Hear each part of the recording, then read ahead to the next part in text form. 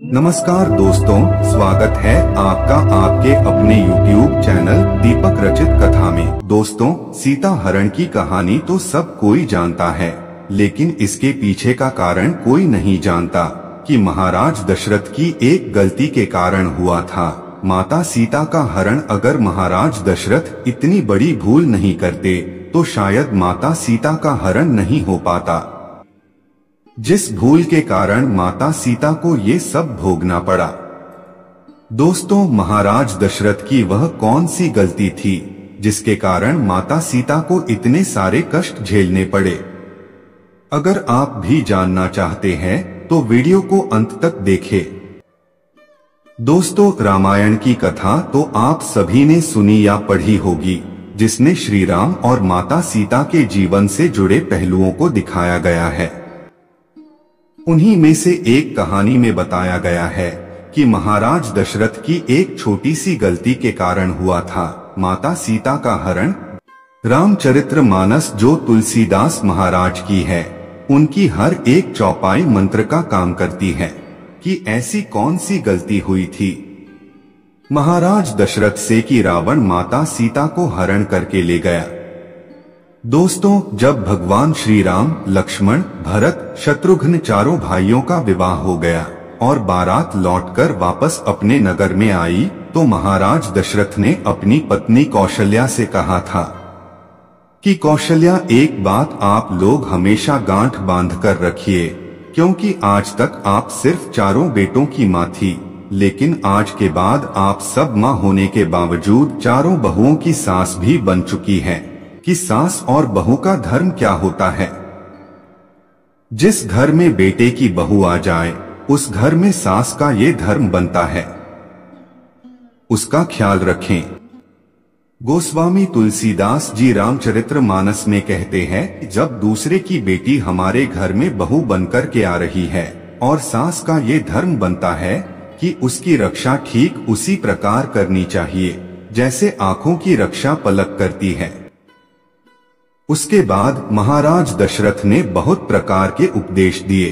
फिर एक दिन महाराज दशरथ के दिमाग में एक बात आई। महाराज ने विचार किया कि क्यों ना मैं अपनी चारों बहुओं की परीक्षा ले लूं कि मेरी कौन सी बहू कितनी चतुर हैं, और चारों को पास में बुलाकर एक बात कही कि देखो बेटी, तुम चारों मेरी पुत्री के समान हो। मेरी पुत्री ही हो तो मेरा एक आदेश है तुम्हारे लिए। अब चारों बहुएं खड़ी होकर पूछने लगी कि कहो पिताजी, क्या आदेश है? तब महाराज दशरथ ने कहा कि पुत्री, आज तुम चारों अलग अलग रसोई बनाओगी और फिर देखते हैं कि कौन बहू कितनी चतुर है और कितनी जल्दी खाना लाती है। अब चारों बहुएं वहां से चली गई। सभी के दिमाग में ये बात आई कि मैं पहले पहुंच जाऊं तो मैं पहले पहुंच जाऊं। चारों के दिमाग में एक ही बात आई और उन सभी ने भोजन बनाना शुरू कर दिया। 56 प्रकार के व्यंजन बनाकर तैयार किए गए। तो सबसे पहले भरत की पत्नी मांडवी खाना लेकर आई। उन्होंने बहुत अच्छे से थाली को सजा लिया और ले जाकर थाली महाराज दशरथ के सामने रख दी। दोस्तों, जिस चौकी पर महाराज दशरथ बैठे हुए थे, वहीं उन्होंने थाली ले जाकर रख दी और कहा, पिताजी भोजन करिए। लेकिन मांडवी एक चीज भूल गई थी कि खाना खाने वाले को खाना देने से पहले पानी भी दिया जाता है। महाराज दशरथ ने मांडवी के हाथ से भोजन की थाली ले ली और वहीं पर रख ली और बोले, बेटा आप जाओ, हम थोड़ी देर में भोजन कर लेंगे। फिर दोस्तों, तब तक लक्ष्मण की पत्नी उर्मिला चली आई। उन्होंने भी बहुत जल्दी जल्दी में भोजन बनाया था। उर्मिला ने भी एक थाली में भोजन सजाया और थाली सजाने के बाद उर्मिला भी भूल गई कि महाराज दशरथ को पानी भी देना है। अब महाराज दशरथ समझ गए कि लगता है ये बहू भी बिल्कुल ऐसी ही है। दोस्तों, ये बात सच है कि अगर किसी को भोजन दिया जाता है तो भोजन करने वाले को भोजन देने से पहले पानी जरूर देना चाहिए। लेकिन उर्मिला भी भूल गई।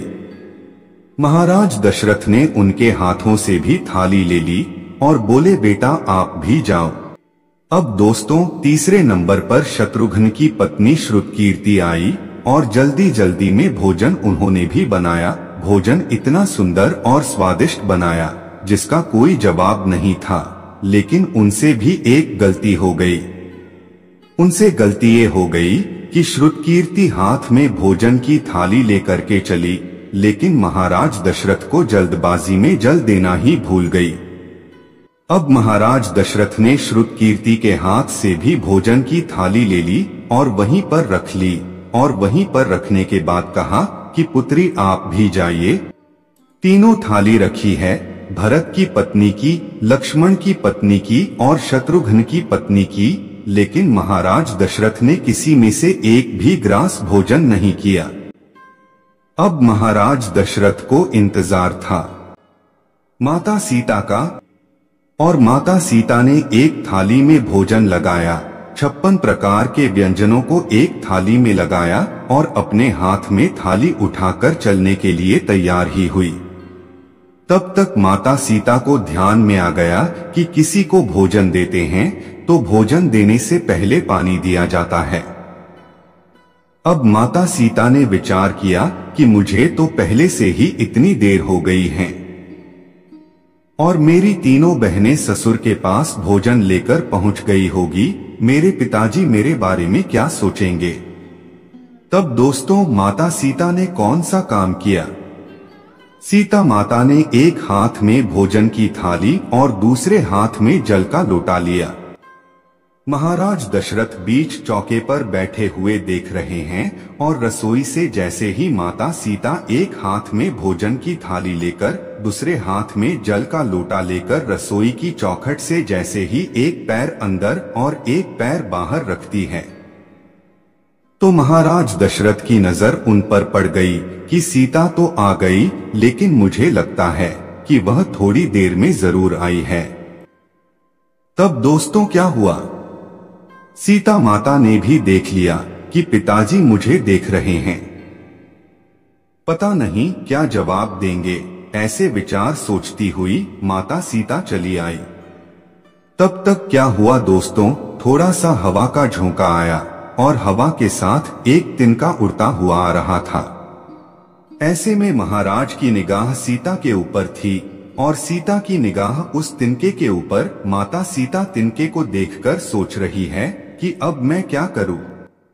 इतने में ही दोस्तों वो तिनका उड़कर खाने की थाली में गिर गया। अब माता सीता सोचने लगी कि अब मैं क्या करूं। अगर ये थाली पिताजी को दूंगी तो पिताजी कहेंगे कि ये कितनी पागल है, ये तिनका पता नहीं कहां से उड़कर आया है और भोजन अशुद्ध हो गया है। और अगर मैं वापस जाती हूं तो पिताजी कहेंगे कि एक तो ये आई इतनी देर से और अब पता नहीं क्या भूल गई है कि दोबारा लेने गई है। मेरे एक हाथ में तो थाली है और एक हाथ में जल का लोटा, अब इस तिनके को उठाऊं तो उठाऊं कैसे। भवानी मैया को ऐसी बातें सोचते सोचते क्रोध आ गया। इतना क्रोध आया कि जब माता सीता की दृष्टि उस तिनके पर पड़ी तो उसे राख बनाकर उड़ा दिया। दोस्तों, ये सब कुछ महाराज दशरथ ने अपनी आंखों से देख लिया।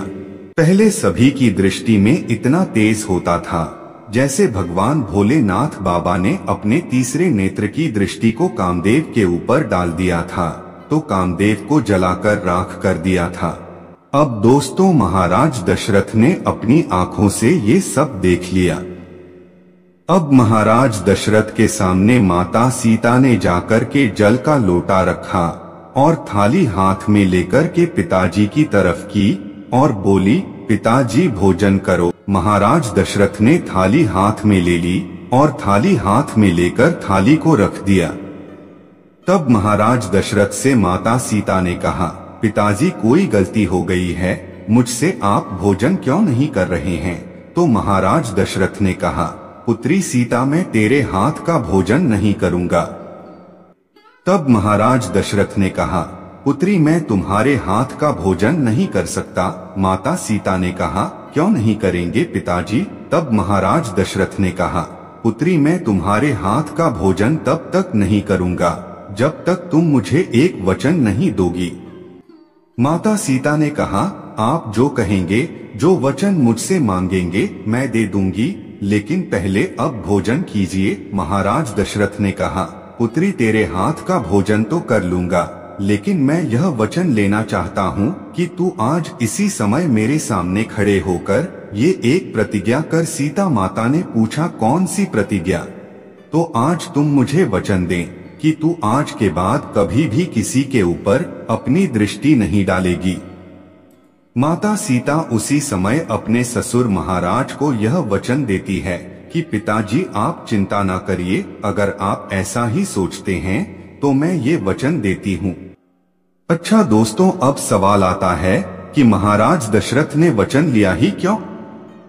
महाराज दशरथ समझते थे कि मेरे सबसे बड़े पुत्र जो राम है वो थोड़े सुशील सज्जन है, तो अगर किसी दिन पति पत्नी में कोई अनबन हो गई और अगर सीता को क्रोध आ गया तो क्रोध में आकर आंखों की दृष्टि को अगर मेरे पुत्र के ऊपर डाल दिया तो मेरे 3 ही पुत्र रह जाएंगे। तो दोस्तों, जिस समय माता सीता लंका में थी रावण के यहाँ, तो जब दोस्तों रावण सीता को धमका रहा होता था, एक बार मेरी तरफ देख, तो माता सीता एक तिनके की तरफ देखकर सोचती हैं कि अरे तिनके, अगर उस दिन तू मेरा बैरी ना हुआ होता, मेरे पिता समान ससुर मुझसे ये वचन ना लेते, तो शायद आज ये रावण मुझे ना धमका रहा होता, इसे मैं कब का जलाकर राख बना देती। तो दोस्तों, महाराज दशरथ की इस गलती के कारण सीता जी रावण की कैद से खुद को मुक्त नहीं करवा सकी।